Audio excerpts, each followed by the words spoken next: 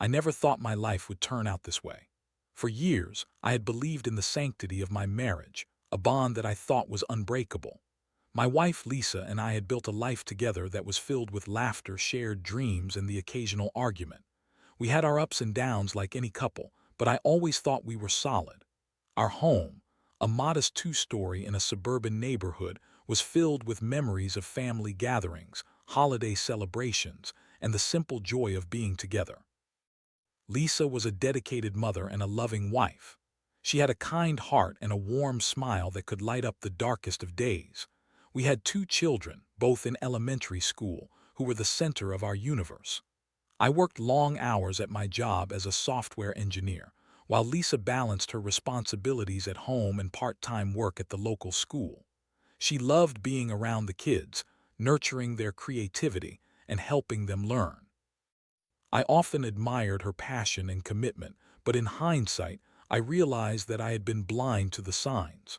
Over the last few months, I had noticed subtle changes in her behavior. The late nights at work became more frequent, and the phone calls that were once shared now felt secretive. She would often step outside to take calls, her voice a mere whisper, as if she were hiding something. I brushed it off at first, convincing myself that she was simply overwhelmed with her responsibilities, but a gnawing feeling in the pit of my stomach refused to dissipate. One evening, I returned home earlier than usual, hoping to surprise her. The kids were already asleep and the house was eerily quiet. As I entered the living room, I noticed her phone lying on the coffee table, screen lit up. A message from an unknown number flashed before my eyes. "Can't wait to see you tonight." My heart sank. I picked up the phone, my hands trembling and the weight of dread settled on my chest. I wanted to believe there was an explanation, but deep down, I knew I was standing on the precipice of something dreadful. The next few days were a blur. I tried to confront Lisa about the odd messages, but she dismissed my concerns with a wave of her hand. "You're being paranoid," she said, her laughter echoing in the air, but it felt hollow. I wanted to trust her, to believe that my worries were unfounded, but the nagging thought of betrayal haunted me. Then came the day that would change everything, a day that started like any other. I dropped the kids off at school and decided to run an errand. As I pulled into the parking lot of the school, something caught my eye. A figure in a janitor's uniform was leaning against the wall, chatting with Lisa. They seemed too engrossed in conversation, and as I approached, I felt the world around me blur. I couldn't hear their words, but the way she laughed, the way her body leaned into him, sent a shockwave through me. I stood frozen, a silent observer of a scene that felt surreal. My heart raced, and a pit formed in my stomach. I felt like an intruder in my own life, watching the woman I loved share a moment with another man. In that instant, all the doubts, all the worries crystallized into a single painful truth. She was having an affair. The janitor, a faceless figure in my mind, had become the embodiment of my worst fears. I turned away, my breath coming in sharp gasps, and I felt tears prick at the corners of my eyes. It was unbearable, the weight of betrayal crushing me. I didn't know how I would confront her, how I would process this new reality. But one thing was clear.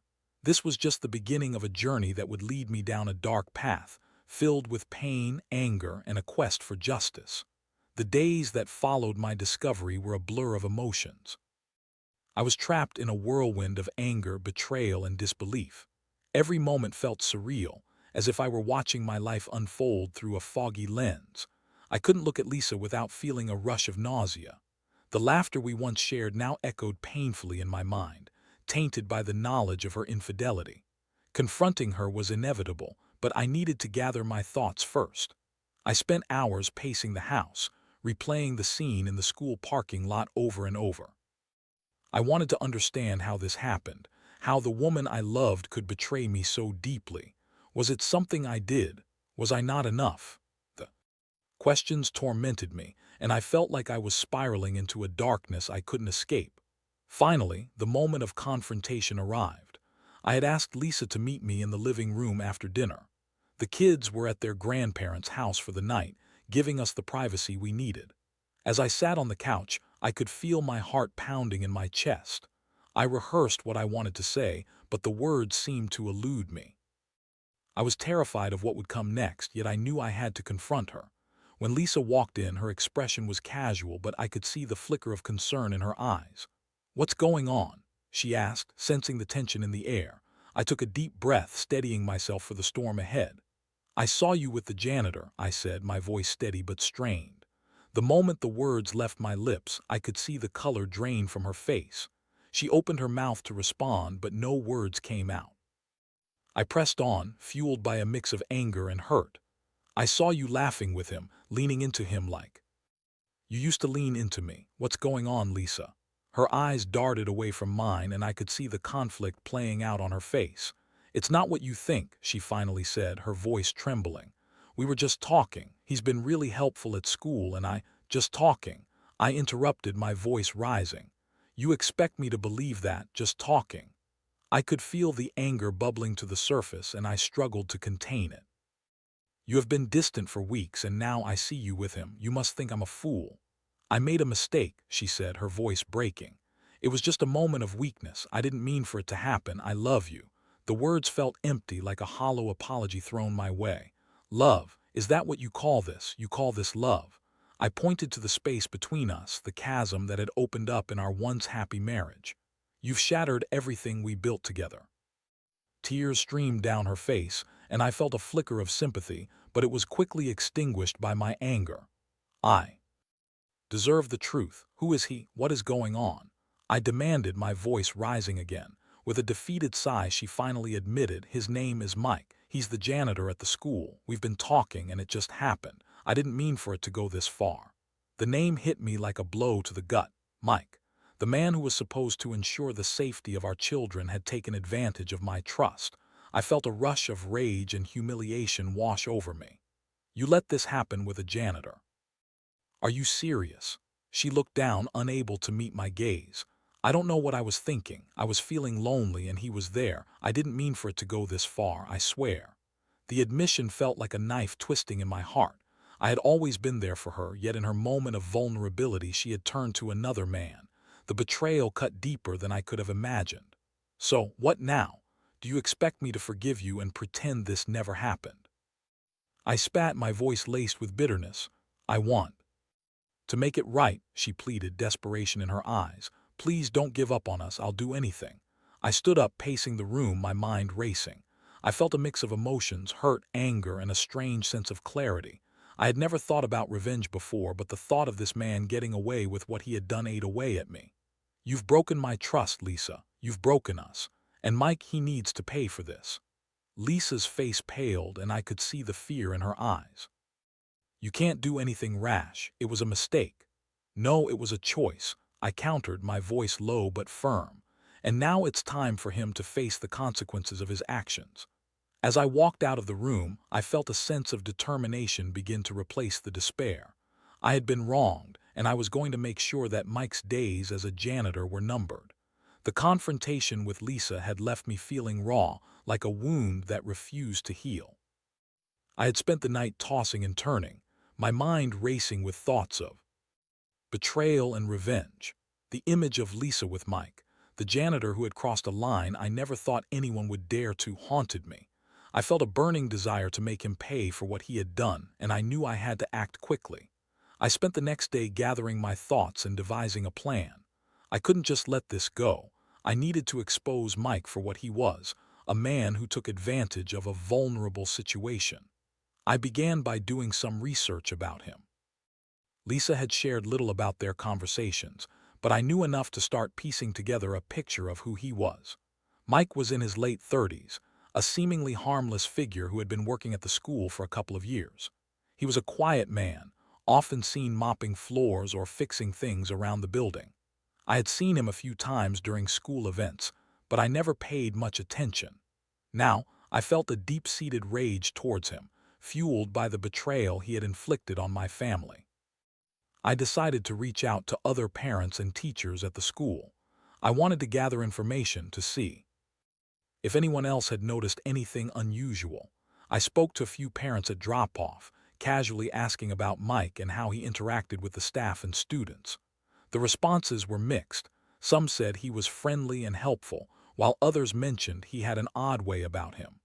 One mother even mentioned that she had seen him getting a little too close to some of the older students. My heart raced. This was the ammunition I needed. I spent the next few days compiling evidence, documenting every conversation and interaction I could find. I even took the time to talk to a few teachers who had worked with him. They spoke about his work ethic but mentioned that he often seemed to linger in the hallways, watching the students a little too closely. The pieces were falling into place, and I felt an overwhelming sense of purpose. I was going to make sure Mike faced the consequences of his actions. As I gathered evidence, I also began to confront my own feelings about Lisa. I was still reeling from her betrayal, but there was a part of me that wanted to understand why she had turned to Mike. I had never imagined our marriage would come to this. I recalled the moments we had shared, the laughter and love, and felt a pang of sadness. But those feelings were quickly overshadowed by the anger towards Mike. He had taken advantage of her, and I couldn't let him escape unscathed. I decided to contact the school's administration. I drafted an email detailing my concerns about Mike's behavior, mentioning the inappropriate interactions I had heard about and how they could potentially harm the students. I attached the accounts I had gathered from parents and teachers, presenting a case that was hard to dismiss. My heart raced as I hit send, a mixture of dread and exhilaration coursing through me. I knew I was crossing a line, but I felt justified. I was fighting for my family, for my children, and for my own dignity. In the days that followed, I waited anxiously for a response. I could only imagine the chaos my email would cause within the school. Would they take me seriously? Would they investigate? I felt a strange sense of empowerment, knowing that I was taking control of a situation that felt so out of my hands. Then, the response came. The principal scheduled a meeting with me to discuss my concerns. I felt a surge of adrenaline as I prepared for the confrontation. I would lay out my case, and I would make sure Mike was held accountable for what he had done.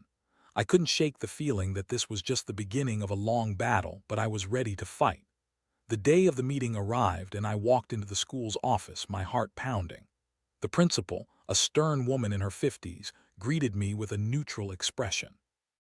I could tell she had received my email and was taking my concerns seriously. As we sat down, I could feel the weight of the situation pressing down on me. "I appreciate you coming in today," she said, her tone professional. "We take these matters very seriously. Can you elaborate on your concerns about Mike?"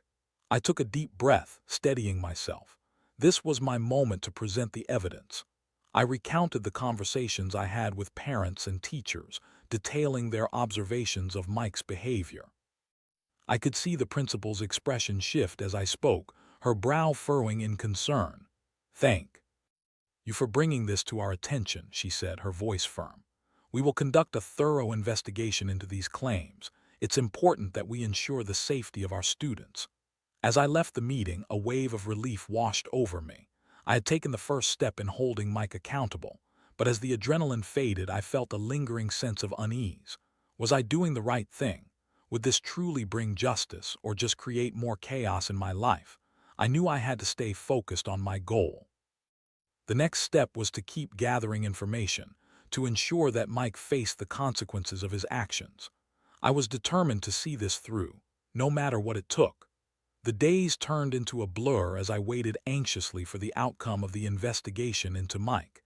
Every time my phone buzzed, my heart raced, half expecting a call from the school or a notification about the investigation.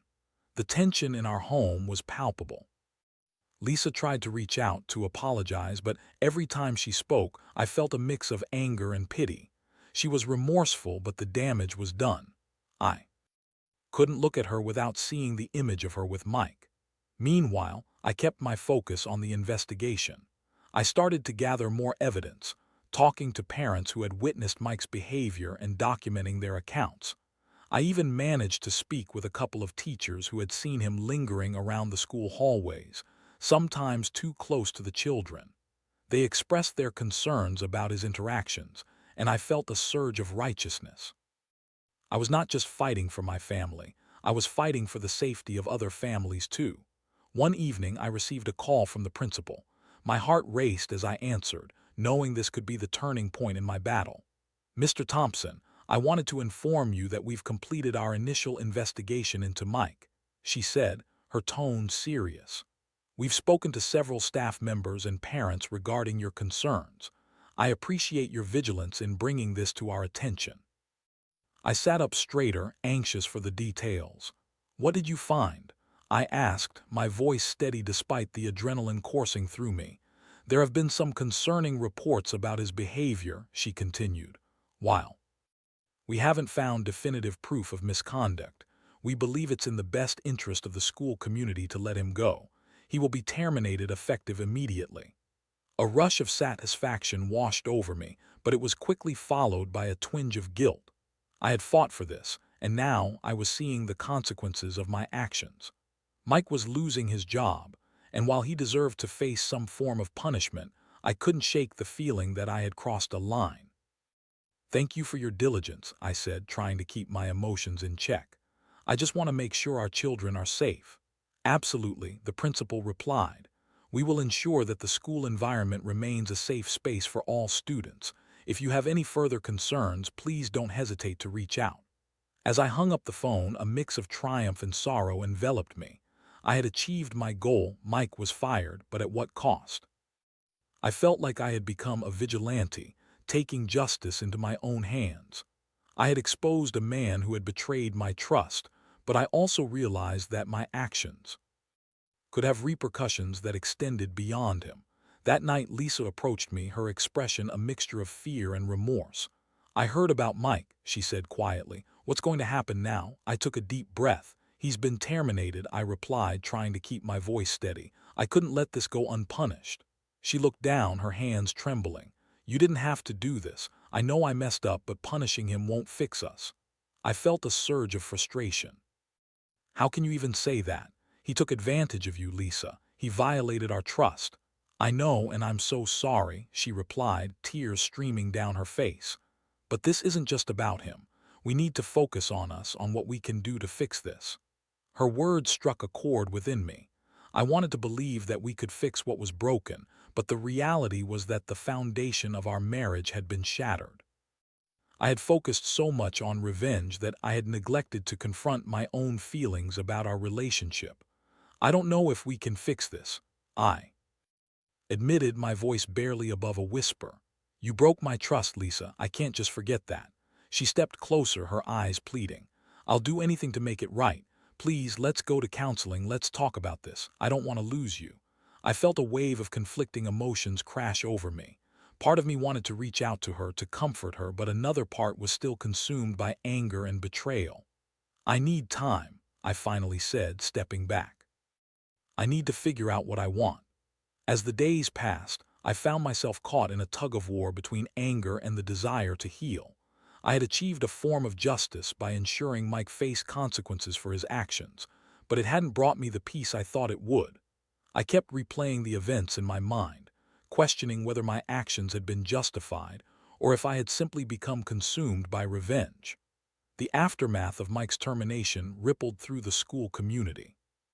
Rumors spread quickly, and I could see the whispers among parents and staff. Some praised me for taking a stand, while others criticized my methods. I felt like a pariah, navigating a world that had become increasingly complex and fraught with moral ambiguity. One evening, I decided to take a walk to clear my mind. As I strolled through the neighborhood, I found myself reflecting on the choices I had made. I had fought for justice, but at what cost? I couldn't shake the feeling that I had lost a part of myself in the process. I returned home, my heart heavy with uncertainty. I had taken action, but I still felt lost. The road ahead seemed daunting, and I knew I had to confront my feelings about Lisa, about our marriage, and about the man I had become. The days turned into weeks, and the aftermath of Mike's termination lingered like a dark cloud over our household. Lisa and I were still living under the same roof, but the emotional distance between us felt insurmountable. The tension was thick, filled with unspoken words and unresolved feelings. I could see the regret in her eyes, but every time she tried to reach out, I pulled away, overwhelmed by my own anger and confusion. I had become a man divided, caught in a battle between the urge for revenge and the desire to heal. I had taken action against Mike, and while it brought me a fleeting sense of satisfaction, it hadn't resolved the deep-seated pain Lisa's betrayal had caused. Each day felt like a struggle as I wrestled with my feelings of anger, love, and betrayal. One night, after another tense dinner filled with awkward silences, Lisa finally broke down. "I can't keep doing this," she said, her voice trembling. "I need you to talk to me. I need to understand what's going on in your head. I feel like I'm losing you." Her vulnerability struck a chord within me, and for the first time in weeks I felt a flicker of compassion. "I don't know how to talk about this, Lisa," I replied, my voice low. "You shattered my trust. I don't know if I can ever look at you the same way again." She nodded, tears spilling down her cheeks. "I know I messed up. I wish I could take it all back, but we can't keep living like this. We need to face it together or we'll lose everything." I took a deep breath, feeling the weight of her words. I had been so focused on punishing Mike that I hadn't considered the toll it was taking on our marriage. I realized that I needed to confront my feelings to understand why I had reacted the way I did. "I just feel so hurt," I admitted. "I never thought you would do something like this. It makes me question everything we had." "I know. I didn't think it would happen either," she said, her voice breaking. "It was a stupid mistake, a moment of weakness. I let my feelings get the best of me, and I'm so sorry." As I looked into her eyes, I saw the raw pain reflected back at me. It was a reminder that we were both victims in this situation, albeit in different ways. I had been hurt by her betrayal, but she had also been hurt by her own choices. "I don't want to lose you," she continued, her voice steadying. "I want to work through this. I want to fight for us." I felt a surge of emotion, and I realized that despite everything, I still loved her. I wanted to believe that we could rebuild what had been broken, but I knew it wouldn't be easy. "Okay," I said finally, my voice barely above a whisper. "Let's try. Let's go to counseling." A wave of relief washed over her, and she reached out to take my hand. "Thank you," she said, her voice filled with gratitude. "I promise I'll do everything I can to make this right." In the following weeks, we began the difficult journey of counseling. Each session peeled back layers of pain and anger, forcing us to confront the issues that had led to Lisa's infidelity. It was uncomfortable, often painful, but I knew it was necessary. I realized that I had been so focused on punishing Mike that I had neglected to address the cracks in our own foundation. As we navigated our sessions, I began to understand the complexities of our relationship. There had been moments of disconnect, times when we had drifted apart amidst the chaos of parenting and work. Lisa's vulnerability had led her to seek comfort in someone else, and while it didn't excuse her actions, it helped me see that we both needed to make changes. I also learned to confront my own feelings of inadequacy. I had placed so much pressure on myself to be the perfect husband and father that I had neglected my own emotional needs. The counseling sessions forced me to open up about my fears and insecurities, and it was liberating in a way I hadn't expected. As the weeks turned into months, I noticed a shift in our dynamic. There were still moments of tension, but we began to communicate more openly. Lisa started to show me the love and affection I craved, and I found myself slowly letting my guard down. The healing process was slow, but I felt a renewed sense of hope. I realized that while the scars of betrayal would always remain, they didn't have to define us. We could rebuild our marriage, brick by brick, if we were willing to put in the work. One evening, as we sat on the couch together, I turned to Lisa and smiled. "I think we're going to be okay," I said, feeling a sense of optimism. "It's going to take time, but I believe we can make it through this." She smiled back, her eyes shining with gratitude. "I'll always fight for us," she said softly. "I love you." As I held her hand, I felt a warmth spread through me. I knew that the road ahead would still be challenging, but I was ready to face it together. I had sought revenge, but in the end, it was love that would guide us through the darkness. But as I reflected on our journey, I couldn't shake the feeling that I still needed to confront Mike. I had taken action against him, but I realized that I needed closure for myself. I needed to face the man who had disrupted my life and my family's stability. And so, I made a decision. I would seek him out to confront him one last time. The decision to confront Mike weighed heavily on my mind. I had spent weeks focused on my marriage, on healing the wounds that Lisa's betrayal had inflicted, but I knew I couldn't fully move forward without addressing the man who had played a significant role in our turmoil. I had ensured his termination from the school, but I needed closure, a final confrontation to reclaim my peace of mind. After some research, I discovered that Mike had taken a job at a nearby convenience store. The thought of facing him filled me with a mixture of anxiety and determination. I wanted to confront him, to look him in the eye and make it clear that his actions had consequences. I had fought for my family, and now I needed to stand up for myself. On a Saturday afternoon, I drove to the store, my heart pounding in my chest. As I parked, I took a moment to collect my thoughts. I could feel the weight of the past few months pressing down on me. This wasn't just about Mike. It was about me reclaiming my power, my dignity, and my sense of self. As I walked into the store, the familiar ding of the doorbell echoed in the empty aisles. I scanned the space until I spotted him behind the counter, wearing a blue uniform that looked out of place on him. He hadn't changed much, but there was a weariness in his eyes that hadn't been there before. I felt a surge of anger, but I reminded myself to stay calm. "Mike," I said, my voice steady as I approached the counter. He looked up and I could see the recognition wash over him. His expression shifted from surprise to apprehension. "What do you want?" he asked, his tone defensive. "I just want to talk," I replied, trying to keep my voice even. "You know what you did to my family. You know the pain you caused." He shifted uncomfortably, glancing around the store as if searching for an escape. "Look, I didn't mean for any of this to happen," he stammered. "It was a mistake." "A mistake?" I echoed, my voice rising. "You think it was just a mistake? You took advantage of my wife when she was vulnerable. You had no regard for our family." He opened his mouth to respond, but I cut him off.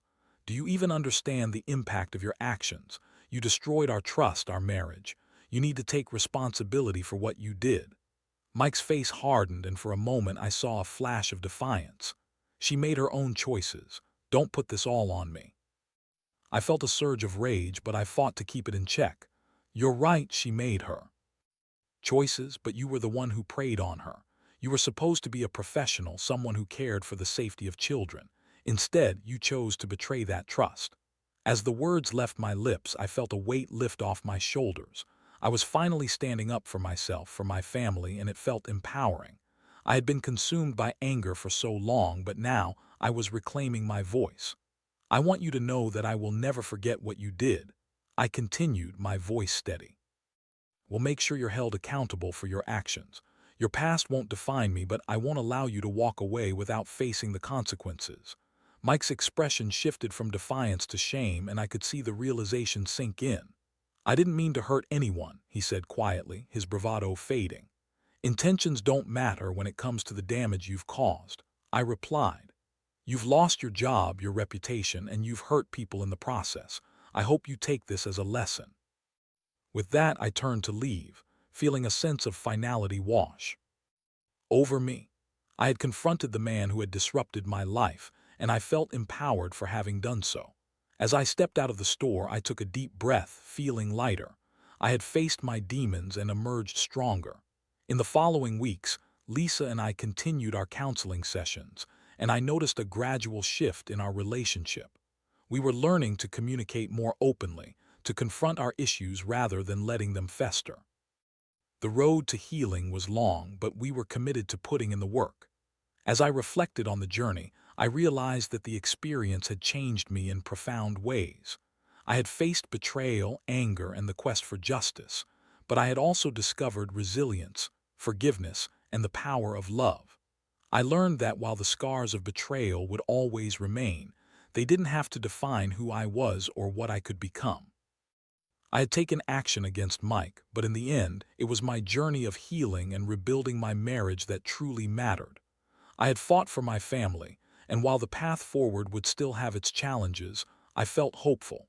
Together, Lisa and I were beginning to rebuild the trust that had been shattered brick by brick. As I stood in my living room looking at the photographs of our family, I felt a sense of peace wash over me. I had faced the darkness and emerged stronger. I was ready to embrace the future, whatever it might hold, and I knew that love, despite its complexities, was worth fighting for.